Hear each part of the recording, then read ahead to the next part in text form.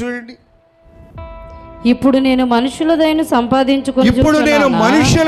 సంపాదించుకొన చూచుచున్నానా, దేవుని దయను సంపాదించుకొన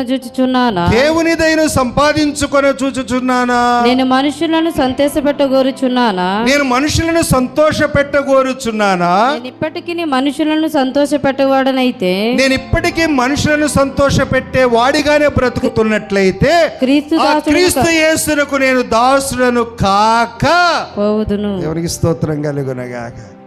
మనుషులు ఆయన సంతోషపరిచాడండి.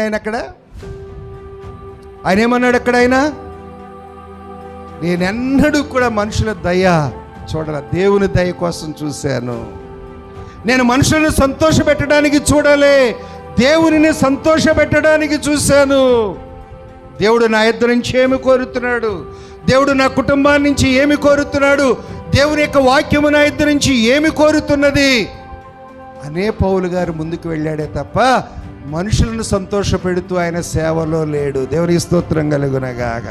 He never please people in his ministry. ఎందుకు అనంటే, నీవు మనుషుల దయను సంపాదించుకునేటటువంటి వ్యక్తివైతే నీవు విశ్వాసివే కాదు.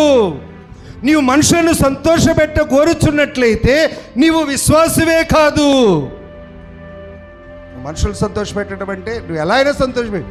నీ భార్యను సంతోషపెట్టడానికి నువ్వు చర్చి మానేస్తున్నావు, నీ భర్తను సంతోషపెట్టడానికి చర్చి మానేస్తున్నావు, లేకపోతే నీ ఉన్న అధికారిని సంతోషపెట్టడానికి నీవు మందిరాన్ని మానేస్తున్నావు, లేకపోతే నీ బంధువులను సంతోషపెట్టడానికి దేవుణ్ణి దుఃఖపరుస్తున్నావు. అది నీకే తెలుసు.